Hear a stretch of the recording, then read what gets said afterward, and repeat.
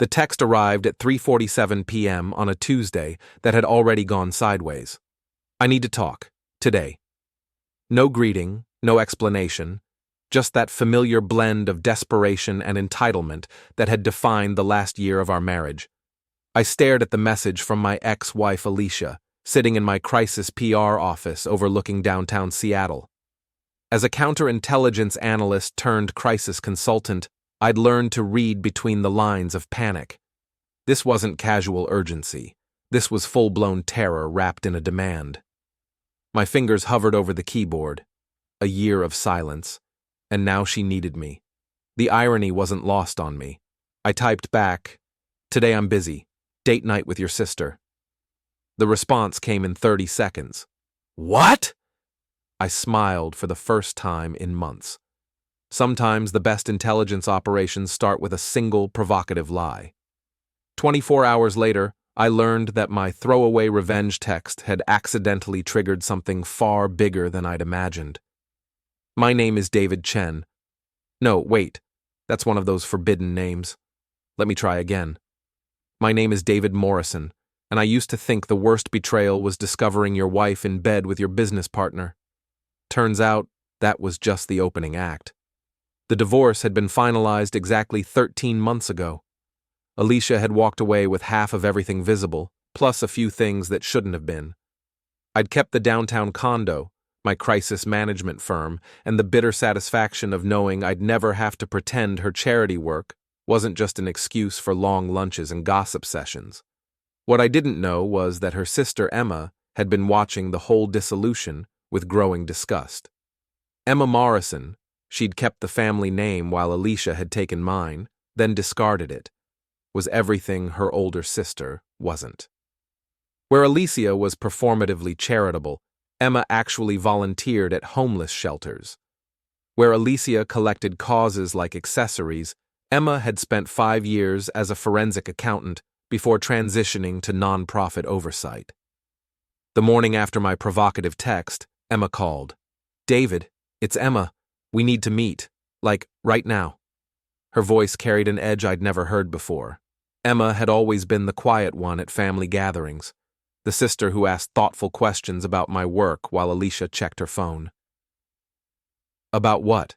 I asked, though my counterintelligence training was already cataloging the stress markers in her voice. "About why Alicia is panicking, and about why she's been asking me to lie to federal investigators." The coffee shop Emma chose was in Fremont, far from both our usual haunts. She was already there when I arrived, hunched over a laptop with the focused intensity of someone following a digital trail. "Tell me about your text," she said without preamble. It was a joke, a petty response to her demanding I drop everything for her convenience. Emma's laugh had no humor in it. "David, that joke made her call me 17 times last night. She's convinced we're actually involved." "Are you serious?" "Dead serious. And here's the thing, her panic gave me the opening I needed." Emma turned her laptop screen toward me. "I've been documenting her activities for months. Your text made her sloppy." The screen showed a series of financial documents, chat logs, and what appeared to be bank routing information. My crisis management experience kicked in, recognizing the hallmarks of a major scandal in development. "Emma, what exactly are you showing me?" "Evidence that Alicia has been laundering money through the Cascade Children's Foundation. $2 million over 18 months, all of it originally from your marital assets." The world tilted slightly. "That's impossible. The divorce settlement accounted for everything." "No, it accounted for everything visible. She'd been moving money offshore for months before filing. The charity was just the washing machine." I studied the documents more carefully. As someone who'd spent years analyzing financial fraud for corporate clients, I could see the pattern emerging. Shell companies, fake donation receipts, money flowing in circles before disappearing into offshore accounts. "How did you discover this?" Emma's expression darkened. "Because she asked me to help cover it up, said it was temporary borrowing for a good cause. When I refused, she got desperate. started pressuring me to provide false testimony about the timeline of certain transactions. False testimony to whom? The IRS Criminal Investigation Division. Apparently, they've been building a case for months. Your text last night convinced her that I was cooperating with them, which I wasn't. Until now. The implications hit me like a physical blow. She stole from me to fund a money laundering operation? Worse. She's been using your professional reputation as cover. The charity lists you as a strategic advisor on their board documentation. If this goes public without context, your crisis management firm gets destroyed in the splash damage. I felt that familiar cold focus settling over me, the same mental state that had made me effective in counterintelligence work. Someone had played me for a fool, stolen my money, and set me up as a potential fall guy. Time to return the favor. What do you need from me? I asked. I need you to help me document everything properly, and I need you to understand that when this breaks, it's going to be spectacular. Emma's apartment was a forensic accountant's dream, or nightmare depending on your perspective. Every surface was covered with printouts, financial statements, and legal documents. The wall above her desk looked like a conspiracy theorist's fever dream, with photos and documents connected by colored string. This started 6 months ago, Emma explained, handing me a cup of coffee that tasted like it had been brewing since the Clinton administration. Alicia called me crying, said she'd made a mistake with some charity funds and needed help fixing it. I studied the timeline she'd constructed. What kind of mistake?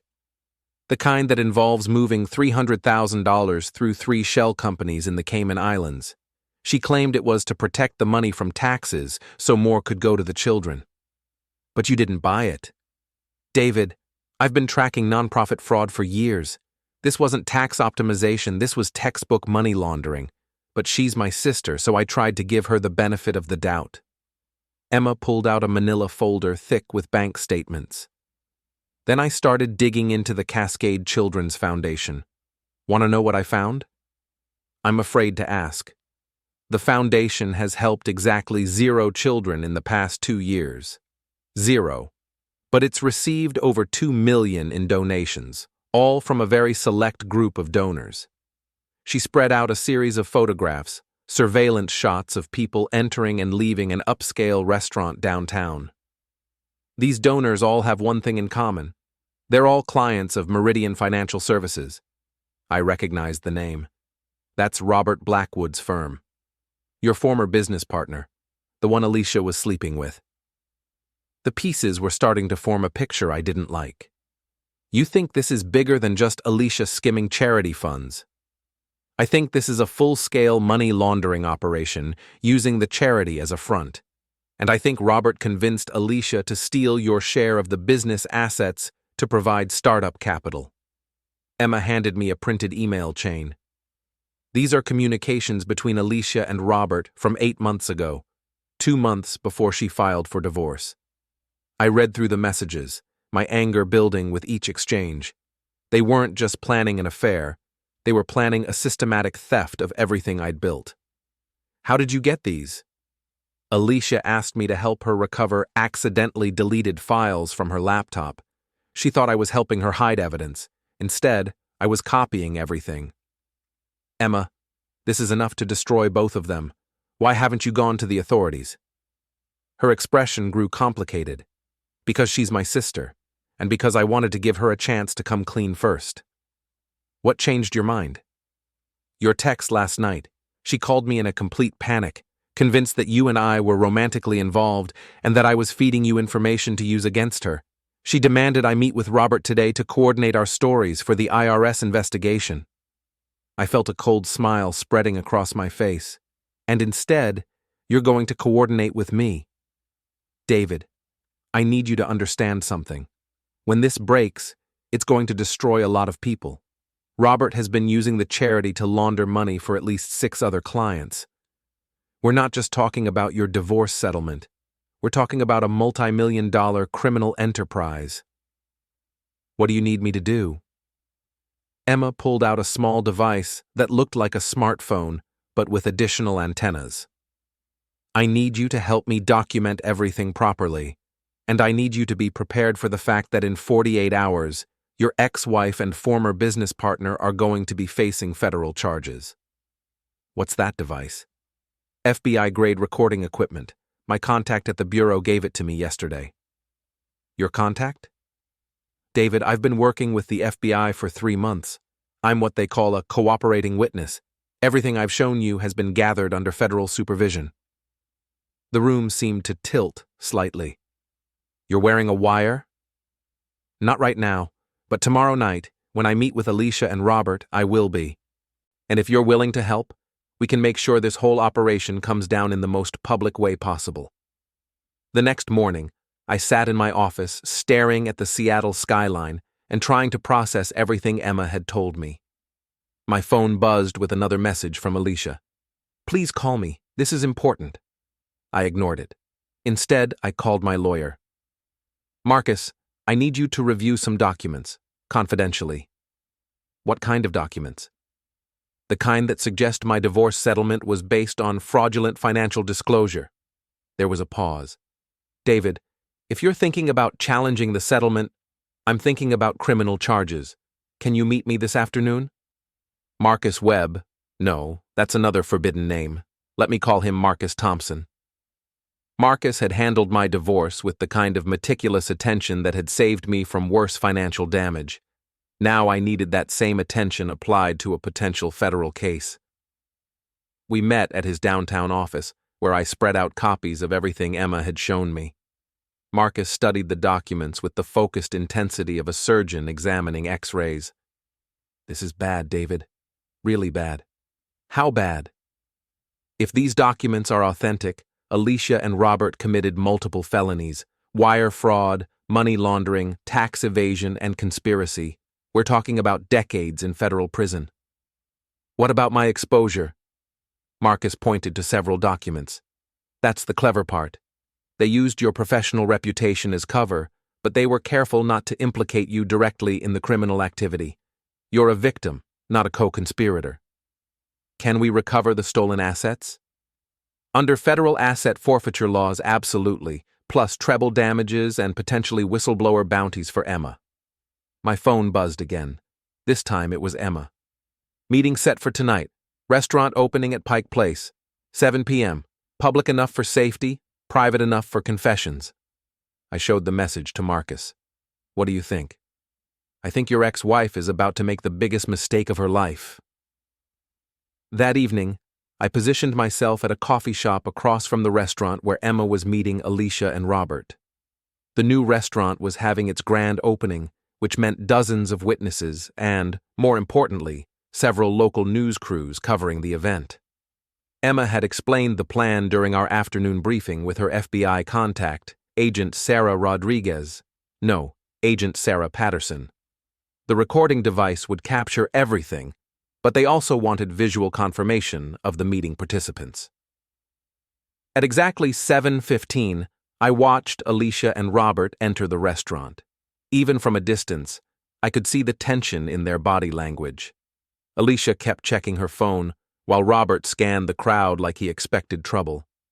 Emma arrived 10 minutes later, looking calm and professional in a way that reminded me why she'd been successful in forensic accounting. She disappeared into the restaurant, and I settled in to wait. My phone buzzed with a text from Emma. They're panicking. Alicia thinks you and I are planning to expose everything tomorrow. Robert is trying to convince her to flee the country.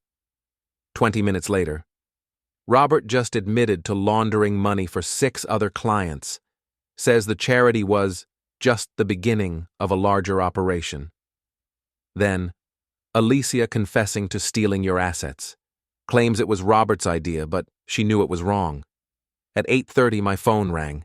Emma's voice was tight with excitement. David, we got everything. Full confessions, names of other victims, details about offshore accounts. The FBI is moving tonight. What happens now?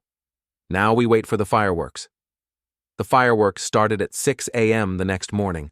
I was drinking coffee and reading Emma's detailed report when my phone exploded with notifications. Text messages, voicemails, missed calls from numbers I didn't recognize. The first call I answered was from a reporter at the Seattle Times. "Mr. Morrison, can you comment on the federal raids happening this morning?" "What federal raids?" "The FBI is executing search warrants at Meridian Financial Services, the Cascade Children's Foundation, and several private residences. Sources say it's related to a major money laundering investigation." I hung up and immediately called Emma. "Are you watching the news?" she asked, without preamble. "I'm getting calls from reporters. Turn on Channel 7. The news footage was better than anything I could have imagined. FBI agents carrying boxes of documents out of Robert's office building. Alicia's condo surrounded by federal vehicles, the charity's offices sealed with yellow tape. The reporter was standing outside Robert's building. Federal agents began executing search warrants at dawn as part of what sources describe as a major financial fraud investigation. The raids appear to be connected to the Cascade Children's Foundation, a local charity that claims to help disadvantaged youth. My phone rang again. This time it was Marcus. "David, you need to get down here immediately." "Where's here?" "The federal courthouse. The prosecutor wants to meet with you this morning." The assistant U.S. attorney was a sharp-eyed woman named Jennifer Walsh, who looked like she'd been preparing for this case for months. Her office was filled with boxes of evidence, and the wall was covered with the same kind of conspiracy chart Emma had been building. "Mr. Morrison, I want to start by making something clear. You are not a target of this investigation. You're a victim." "That's good to hear. However, we need your cooperation to build the strongest possible case. Ms. Emma Morrison has provided us with extensive documentation, but we need someone who can speak to the original source of the laundered funds." She handed me a thick folder. "These are financial records showing how your marital assets were transferred through a series of shell companies before being laundered through the charity. We estimate the total amount stolen from you at approximately $2.3 million. The number hit me like a physical blow. $2.3 million?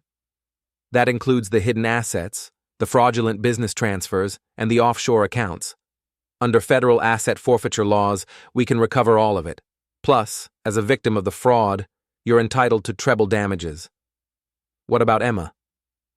"Ms. Morrison will receive a substantial whistleblower bounty under the False Claims Act.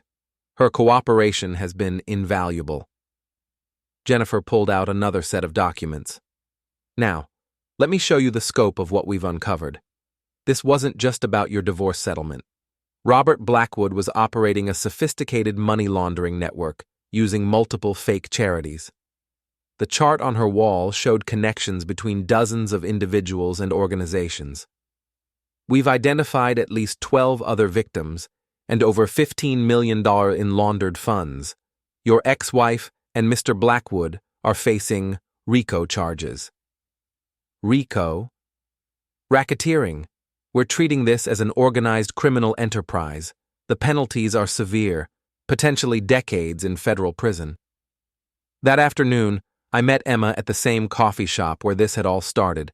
She looked exhausted but satisfied, like someone who'd just finished a marathon. "How are you holding up?" I asked. "Better than Alicia. Her lawyer called me this morning trying to negotiate a plea deal." "What kind of deal?" "Full cooperation in exchange for a reduced sentence. Apparently she's willing to testify against Robert and provide details about the other victims." I felt a complex mix of emotions. Satisfaction at seeing justice served, but also a strange sadness for the woman I'd once loved. "What did you tell the lawyer?"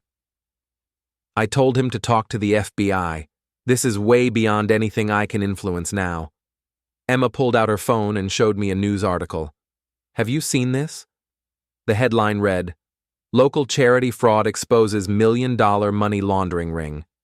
The article included photos of both Alicia and Robert, along with details about the federal investigation. "They're calling it one of the largest charity fraud cases in Washington state history," Emma said. "How do you feel about that?" "Honestly, relieved. I've been carrying this secret for months, knowing that people were being hurt while I tried to protect my sister. Now everyone will know the truth." My phone buzzed with a text from an unknown number. This is Alicia. I know you're behind this. We need to talk. I showed the message to Emma, who shook her head. David, her lawyer has probably told her not to contact you directly. If she's reaching out anyway, she's desperate. Should I respond? That's up to you. But remember, anything she says to you now could be used as evidence.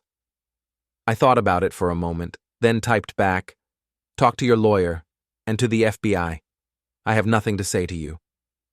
The response came immediately. Please, I can explain everything. Robert forced me into this. Emma read the message over my shoulder. She's trying to build a defense, claiming coercion. Is that plausible? From what I observed, she was an enthusiastic participant. But desperate people say desperate things. That evening, I received a call from Jennifer Walsh. Mr. Morrison, I wanted to update you on today's developments. What's happening? Both defendants have been arrested and charged. Mr. Blackwood is being held without bail due to flight risk. Ms. Morrison has been released on electronic monitoring pending trial. What are the charges? Wire fraud, money laundering, conspiracy, and RICO violations. Mr. Blackwood is also facing tax evasion charges. We're looking at potential sentences of 15 to 20 years for him, 8 to 12 for your ex-wife. When does this go to trial? That depends on whether they decide to cooperate. Mr. Blackwood's attorney has indicated he wants to fight the charges.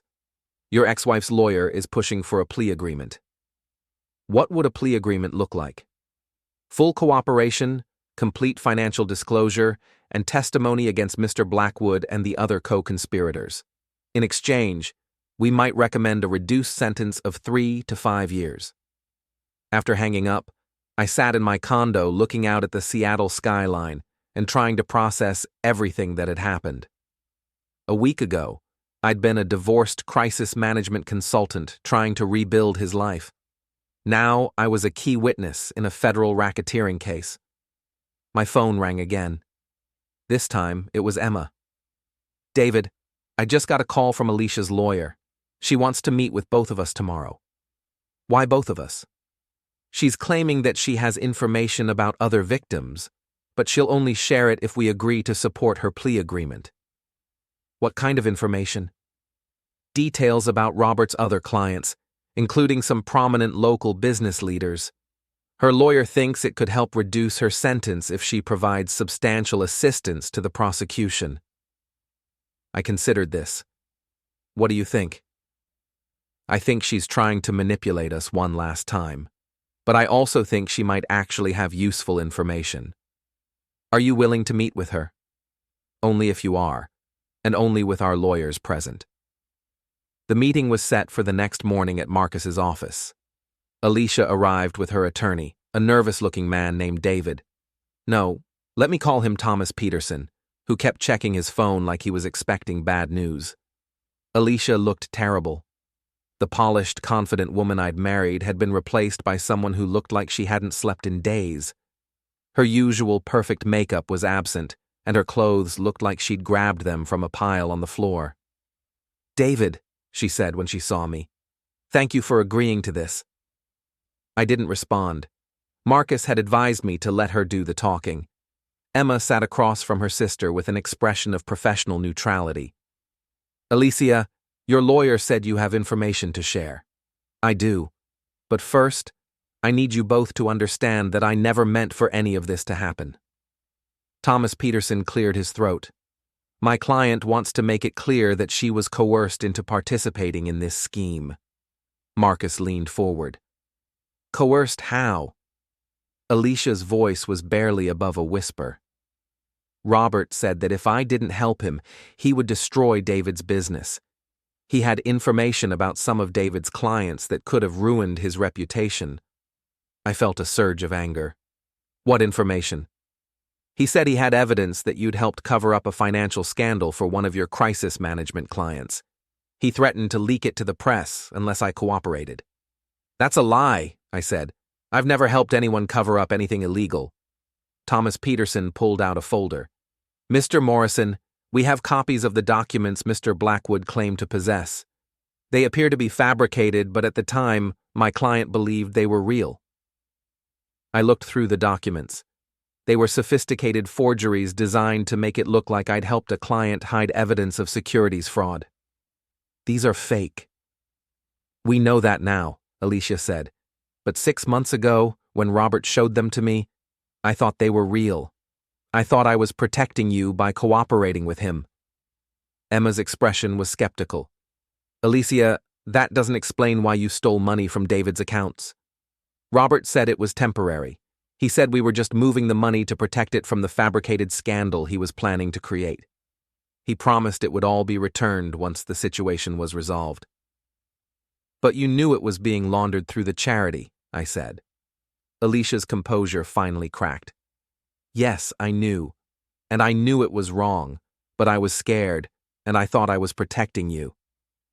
Thomas Peterson pulled out another set of documents. My client is prepared to provide complete details about Mr. Blackwood's operation, including information about his other clients and victims. Jennifer Walsh, who had been observing quietly from the corner, finally spoke. What kind of information? Names, dates, financial records. Robert kept detailed files on all his clients.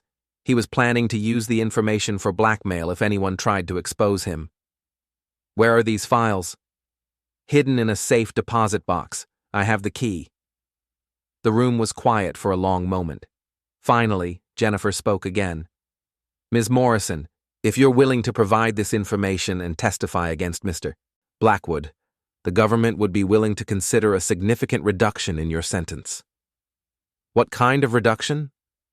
Instead of 8 to 12 years, we might recommend 2 to 3 years, with the possibility of supervised release after 18 months. Alicia looked at Emma, then at me. What do you think I should do? Emma's voice was cold. I think you should tell the truth, all of it, and accept the consequences. David? I looked at the woman I'd once planned to spend my life with, now asking for my advice on how to minimize her prison sentence for stealing from me. I think Emma is right. Tell the truth. The safe deposit box contained enough evidence to expand the federal investigation into what prosecutors would later describe as one of the most sophisticated money laundering operations in the Pacific Northwest. Robert had been meticulous in his record-keeping, maintaining detailed files on dozens of clients who had used his services to hide assets, evade taxes, and launder money through a network of fake charities and shell companies. Jennifer Walsh called me 3 days after Alicia provided the key. Mr. Morrison, we need to talk. Can you come in this afternoon? Her office had been transformed into what looked like a war room. Additional prosecutors had been brought in, and the wall charts now covered 3 entire walls. The information your ex-wife provided has allowed us to identify 43 additional victims and over $50 million in laundered funds, Jennifer said. This is now a multi-jurisdictional investigation involving the FBI, IRS, and several state agencies. What does that mean for the case? It means Mr. Blackwood is facing life in prison, and it means the asset recovery for victims like yourself will be substantial. She handed me a preliminary calculation. Based on the evidence we've recovered, we estimate you'll receive full restitution of approximately $2.3 million, plus treble damages of $6.9 million, plus a portion of the criminal forfeiture proceeds. The numbers were staggering. How much total? Potentially $8 to $10 million. You went from being a victim of a $2 million theft to being one of the primary beneficiaries of the largest financial fraud recovery in state history. What about Emma? Ms. Morrison's whistleblower bounty will be calculated as a percentage of the total recovery. We estimate $3 to $5 million. And Alicia? Jennifer's expression grew serious. That's actually why I asked you to come in. Her cooperation has been invaluable, but we need to discuss the upcoming plea hearing. What about it? The judge will consider victim impact statements when determining her sentence. Your statement will carry significant weight. What kind of statement? You can describe the personal and financial impact of her crimes, and you can make a recommendation about an appropriate sentence. I thought about this. What's the range we're talking about? With her cooperation, probably 18 months to 3 years. Without your support, potentially 4 to 6 years. I need to think about it. Of course. But David, I want you to consider something. Her cooperation is going to result in the recovery of tens of millions of dollars for dozens of victims. Some of these people lost their life savings to Robert's schemes. That evening, I called Emma to discuss the plea hearing. "What are you thinking?" she asked. "I'm thinking that I hate what she did, but I also recognize that her cooperation is helping a lot of other people." "So you're leaning towards supporting a reduced sentence?" "I'm leaning toward being honest about the impact of her crimes, but also acknowledging that she's trying to make it right." "David, can I ask you something? Do you think she really believed she was protecting you? Or do you think that was just a convenient excuse?" I considered this. Honestly, I think it started as an excuse and became something she convinced herself was true. People are good at rationalizing their bad choices. Are you okay with that? I'm okay with the truth, and the truth is complicated. The charity gala was Robert's idea, and it turned out to be his downfall. 3 weeks before his arrest, he had organized a black tie fundraising event for the Cascade Children's Foundation. The event was scheduled for the same week as his arraignment, and by the time federal prosecutors realized the timing, it was too late to cancel without alerting him to the investigation. Jennifer Walsh called me the morning of the gala. "Mr. Morrison, we have an unusual opportunity." "What kind of opportunity?" "Mr. Blackwood is planning to attend tonight's charity event. We're going to arrest him there, in front of all his co-conspirators and victims. Is that legal?" "Perfectly legal, and it will send a strong message to anyone else who might be involved in similar schemes." "Will there be media coverage?" "Extensive coverage. This is going to be front-page news tomorrow." That evening, I watched the live news coverage from my condo. The gala was being held at one of Seattle's most prestigious hotels, and the guest list included some of the city's most prominent business and political leaders. The news cameras were there to cover what was supposed to be a major charitable fundraising event. Instead, they captured one of the most dramatic arrests in recent Seattle history. Robert was in the middle of his keynote speech when federal agents entered the ballroom.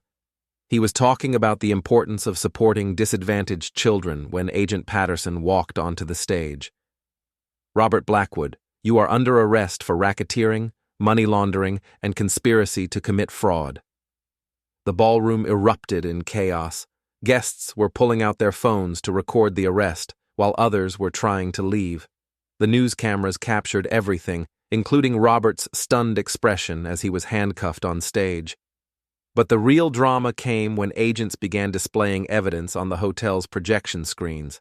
Financial records showing how donations had been diverted to offshore accounts, lists of fake charity recipients, documentation of the money laundering network. 300 of Seattle's elite watched as their donations were revealed to have funded a criminal enterprise instead of helping children. My phone started ringing immediately. Reporters wanting comments, friends asking if I was okay, business associates expressing shock and support. The most satisfying call came from Emma. "David, are you watching this? I wouldn't miss it. How does it feel?" "Like justice, finally." The news coverage continued for hours. Every local station led with the story, and several national outlets picked it up. By morning, Robert's arrest was being described as one of the most dramatic takedowns of a white-collar criminal in recent memory. But the real impact was on the other victims. Over the next week, dozens of people came forward with information about Robert's schemes. The investigation expanded again, ultimately identifying over $100 million in fraudulent activity. The asset forfeiture hearing was scheduled for a rainy Thursday morning in federal court. I arrived early and found Emma already there, looking nervous but determined. "How are you feeling?" I asked. "Like I'm about to watch my sister's life get officially destroyed." Alicia was already seated at the defendant's table with Thomas Peterson. She looked small and defeated, nothing like the confident woman who had once commanded attention at social events. Judge Patricia Williams was known for her no-nonsense approach to white-collar crime. She had reviewed all the evidence and was clearly prepared to make an example of this case. "Ms. Morrison," she began, "you have pleaded guilty to conspiracy to commit money laundering and wire fraud. Before I impose sentence, I want to hear from the victims of your crimes." Jennifer Walsh stood up. "Your Honor, we have several victim impact statements to present." The first statement was from an elderly couple who had lost their retirement savings to one of Robert's schemes. The second was from a small business owner who had been bankrupted by fraudulent investment advice. Then it was my turn. I walked to the podium and looked directly at Alicia. "Your Honor, the defendant was my wife for 8 years. I trusted her with my financial future, my business reputation, and my personal well-being." Alicia was crying quietly, but I continued. "She violated that trust in the most fundamental way possible. She stole from me, lied to me, and set me up to be the fall guy for a criminal enterprise." "However," I said, and Alicia looked up hopefully, "I also recognize that her cooperation has led to the recovery of millions of dollars for dozens of victims. Her information has prevented Robert Blackwood from destroying even more lives. I don't forgive her for what she did to me, but I acknowledge that she has taken responsibility and tried to make amends. I leave her sentence to the court's discretion." Judge Williams nodded and made notes. Then Emma stood up. "Your Honor, Alicia Morrison is my sister. I love her, but I cannot excuse her actions." Emma's voice was steady and clear. "She made choices that hurt innocent people. She chose greed over integrity and lies over truth. Whatever sentence you impose, she has earned." Judge Williams reviewed her notes for several minutes before speaking. "Ms. Morrison, you participated in a criminal enterprise that stole millions of dollars from dozens of victims. Your actions were deliberate, sophisticated, and harmful. However, your cooperation has been substantial and has led to the recovery of significant assets for victims. Taking all factors into consideration, I sentence you to 36 months in federal prison, followed by 2 years of supervised release." Alicia collapsed into her chair, sobbing. 3 years was less than the maximum, but it was still 3 years of her life. The asset forfeiture portion of the hearing was more straightforward. Judge Williams ordered the seizure of all assets connected to the criminal enterprise, including Robert's properties, offshore accounts, and business interests. The court orders that all seized assets be liquidated and distributed to victims according to the formula proposed by the prosecution, she said. Jennifer Walsh had explained the formula to me earlier. Victims would receive full restitution first, then treble damages, then a share of any remaining proceeds. For me, that meant approximately $9.2 million. For Emma, the whistleblower bounty would be approximately $4.8 million. For Alicia, it meant losing everything and starting over when she was released from prison. 6 months later, Emma and I stood on the courthouse steps for the final hearing in the case. Robert had been sentenced to 25 years in federal prison, and the last of the civil proceedings had been completed. "How does it feel to be rich?" Emma asked with a slight smile. "Surreal. A year ago, I thought I'd lost everything. Now I have more money than I ever imagined. What are you going to do with it?" "Honestly, I'm thinking about starting a foundation, a real one, that actually helps people." Emma laughed. "That's either very ironic or very appropriate. Maybe both." We walked down the courthouse steps together, past a small group of reporters who were covering the final chapter of what the media had dubbed the Cascade charity scandal. "Mr. Morrison," one reporter called out, "do you have any regrets about pursuing this case?" I stopped and considered the question. I regret that it was necessary. I regret that people were hurt, but I don't regret seeking justice. "What about your ex-wife's sentence? Do you think 3 years was appropriate?" I think the judge considered all the relevant factors and made a fair decision. Ms. Morrison, another reporter asked Emma, what was it like to testify against your own sister? Emma's response was measured and thoughtful. It was the hardest thing I've ever done, but sometimes doing the right thing requires personal sacrifice. As we walked away from the courthouse, Emma asked, do you think she'll be okay? Alicia, I mean? Eventually. She's smart and resilient. She'll figure out how to rebuild her life. Are you going to stay in touch with her? I thought about this. Probably not. Too much has happened. But I hope she finds a way to make a positive contribution when she gets out. What about us? Are we going to stay in touch? I looked at Emma, this woman who had risked everything to do the right thing, who had helped me recover not just my money, but my faith in justice. Emma, after everything we've been through together, I think we're going to be friends for life. She smiled. Good. Because I'm thinking about starting my own nonprofit oversight organization. I could use a crisis management consultant. Are you offering me a job? I'm offering you a partnership. We've proven we work well together. As we reached the street, I saw a familiar figure in the distance. Alicia was getting into a car with Thomas Peterson, probably heading to the federal facility to begin serving her sentence. For a moment, our eyes met across the street. She looked older, sadder, but also somehow relieved that the long legal process was finally over. I didn't wave or acknowledge her. There was nothing left to say. Instead, I turned to Emma. You know what? I think a partnership sounds like a great idea. Really? Really. We've already brought down one criminal enterprise together. Think of what we could accomplish if we put our minds to preventing fraud instead of just prosecuting it. Emma grinned. David Morrison, I think this is the beginning of a beautiful friendship. As we walked away from the courthouse, I felt something I hadn't experienced in years. Genuine optimism about the future. The betrayal that had nearly destroyed me had ultimately led to justice, financial recovery, and a new partnership with someone I trusted completely. Sometimes the best revenge is simply living well and using your experience to help others avoid the same fate. And sometimes, if you're very lucky, that revenge comes with a $9.2 million bonus and a new business partner who shares your commitment to doing the right thing.